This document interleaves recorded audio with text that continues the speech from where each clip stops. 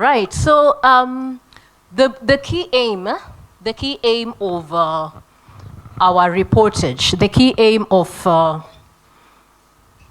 doing reports, we need to hold those in authority to account. Whether they are politicians, we hold them to account for the promises that they made. If they are scientists, then we hold them to make sure that whatever goes through their hands or through their processes is safe. We were told here that the key message for biosafety authority is safety, right? So we will hold them to account for safety of processes, for safety of the health of people that consume their products. And for those in authority, for the politicians, we will hold them to account for the promises they made and for how they have used our money. So, responsible journalism involves acceptable standards through which journalists should deploy news, gathering, packaging, and publishing in order to produce trustworthy content. So that brings into question the issue about ethics. It consists of the values, the good practices, good conduct, accuracy, truthful reporting. All those constitute to ethics. It also moves further. For instance, in Kenya, we have a code of conduct by which journalists, it has been compacted into a small booklet that you can put into your pocket. And that's just to remind journalists how they should conduct themselves in all the processes when gathering news and also when relaying that news. All right? It goes further to speak about issues of privacy, how to cover children. When issues concerning children arise, how do you cover them? Do you name them? Do you post their pictures?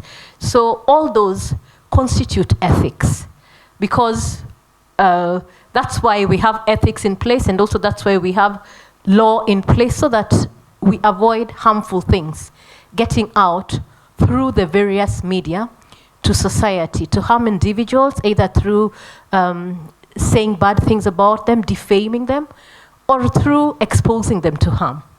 So science journalism also involves reporting on science issues. Therefore, you need to know the ethics of both science and the legal ones, including the ethics of journalism. Yeah, so that's the code of conduct that I've been speaking about, which stipulates how journalists should conduct themselves. What sort of language should they use in their reportage, and what kind of language should never, be allowed to get into the way of your story. Okay, so we have key issues, and Amma talked about building trust and building trust in media relations, really, which would be the key to your story being covered or your story being not covered. So the issue about confidentiality. So one time in Kenya, I'm talking about the health reporter story. It was about maybe 4 years ago or 5 years ago. A reporter investigated a story. A health reporter investigated a story in Kenya, and may she rest in peace. She died a while back. She died, I think, last year. Yeah. So this reporter broke the story about an issue that happened at Kenyatta National Hospital, the biggest referral hospital in Eastern Africa. So what happened is that there was a medical procedure gone awry because of processes that were not adhered to. So what meant was that the person that was operated on was the wrong patient. Yeah, so they left the patient that was due for brain surgery and and operated on a different patient. And that was because of, the processes. Either they did not mark him properly for theater, or they mixed up the names, ages. So this lady broke that story. But how did she get that information? Through the sources that she had built over time. Right? Through the sources that she had built over time, because of the work that she was doing in that field. So they were able to give her the story confidentially, and she broke it. And that story had impact in that it went to the Senate. Some people lost their jobs, and it was discussed in the Senate. So the only question that they were asking her, because it was an accurate story, she did all the processes, she did all her background checks for the story, that the only question that the authorities had to ask her was, who told you? You know? They had no more questions because her story followed all the ethical rules. That was the only question they could ask her, really. So, in our ethics, and one of the ways that we can now maintain such relations is through ensuring that we are ethical in our reporting. It will help us to get our next big story. Ethics also demands that we identify ourselves, right? We identify ourselves and introduce ourselves and say who we are, unless we are doing an undercover story, right?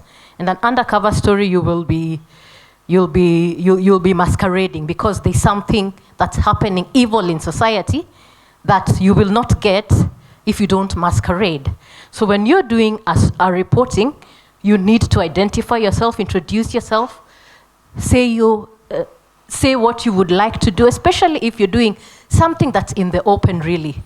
You know, if you're doing something that's in the open, like you are reporting research findings, introduce yourself, you know, create rapport, build a relationship. Okay? Then the research code also has similar clauses.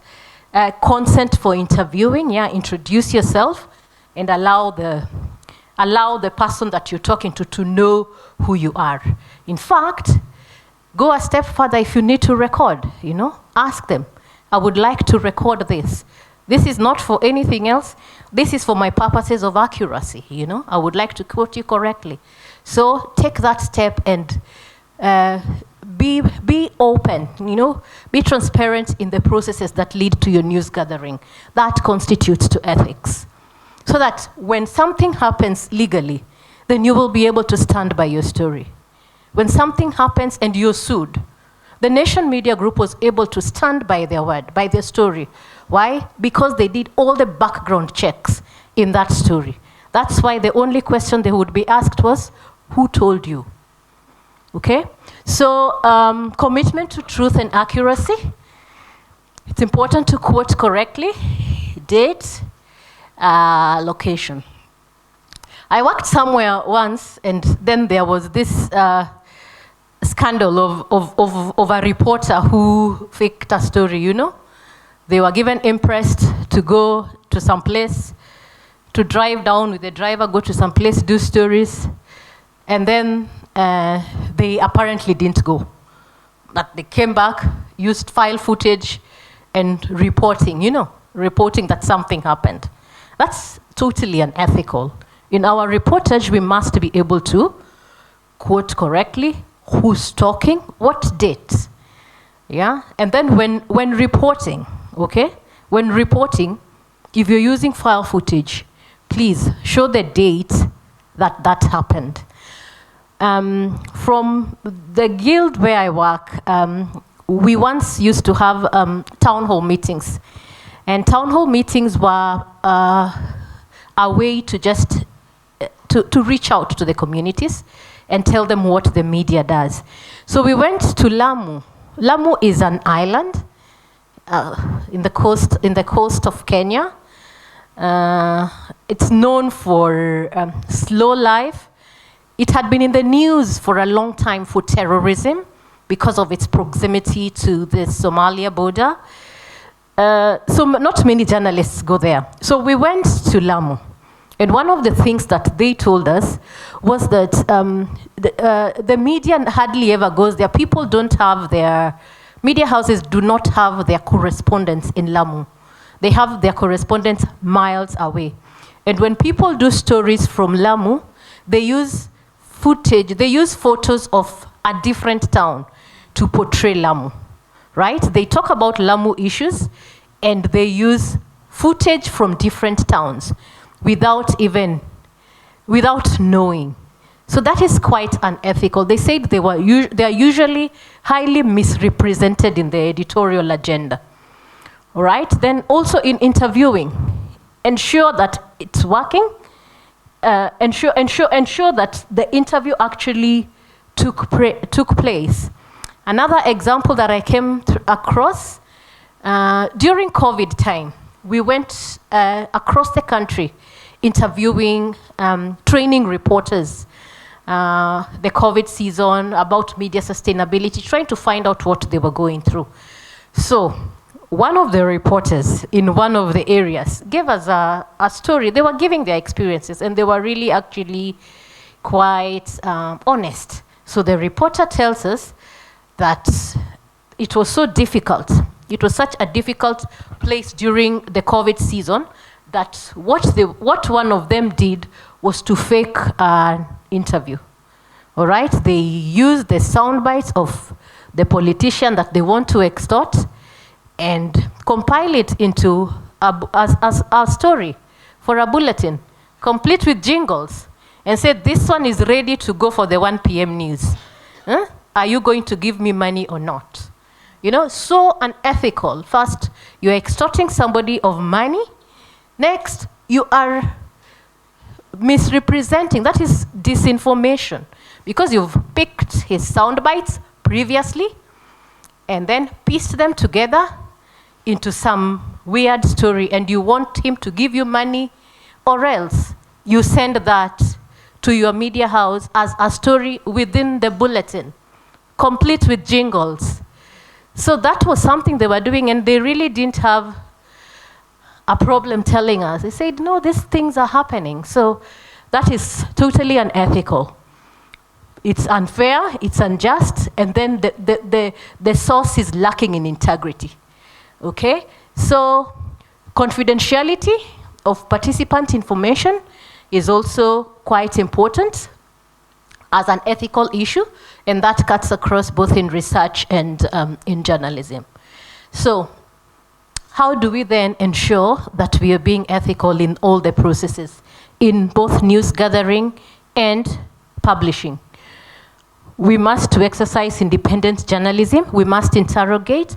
We must get primary data, right? Let us be more, let's go more for primary data first for the interviews, and then secondary data for the additional documents, for the reportage that follows our primary sources. So ensure that you did the interview. We must be accountable and transparent, report the truth, and fact-checking and background checking, totally important. I said that that's a gospel that we must continue to preach day in, day out, because the spaces have been infiltrated with fake news. All right?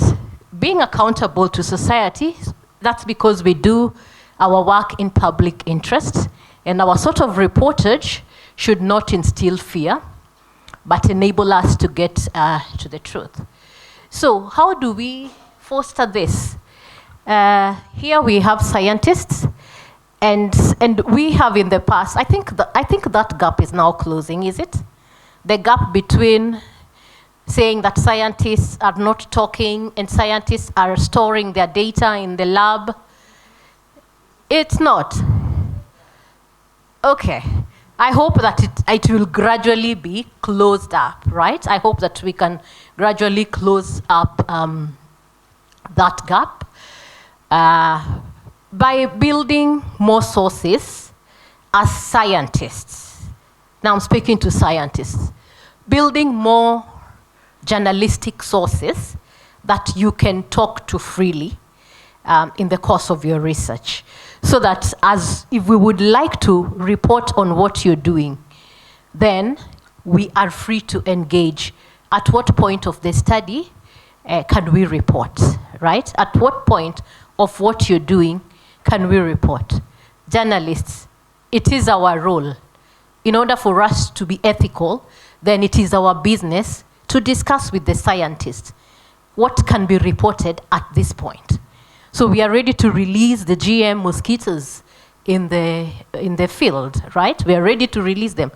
but what can be reported so far?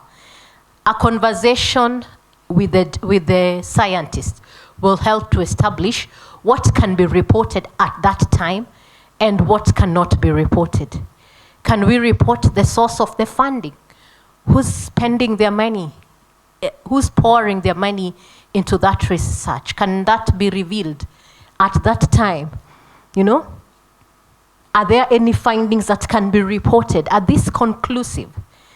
Those are questions that you need to ask the scientist so that you remain ethical. Even if you pick them from elsewhere, then you need to verify with the scientists so that you do not also jeopardize their work when it is at a young stage. We will be going to the confined field trials. What's happening there? What is at the infant stages? What can be reported? What can be reported in those trials? All right, then creating trust, speaking to scientists. Even as we continue with our reportage, need to have a conversation so that you get the necessary approval. There are some things that the scientist might not be able to approve for you then by himself. Maybe it will involve the head of department or the research team leader, or it might need a conversation with the research team. Scientists work in teams and consortia. Yeah? So you need to respect those. What does the public need to know? What do we need to know at that stage? What can be reported? All right, so controversial issues may make it difficult for scientists to handle subjects, but politicians thrive in controversy. They will distort facts, derail issues. They may even can lead to a misleading story. Politicians like to take advantage for publicity's sake. If a story is happening, they will want to comment on it, whether they know about it or not. They do that by the roadside. They do that in funerals, you know, just where they see media. They are media hungry. So we also must be very careful. We must be very careful about how we report controversy. Sometimes it's even best to steer, you know, where you see a politician going to speak about GMOs when they really don't understand it, but because it is the hot topic of the day. They're also very smart, by the way. Politicians are so smart. They know that news is currency, you know. This is the thing that's happening now.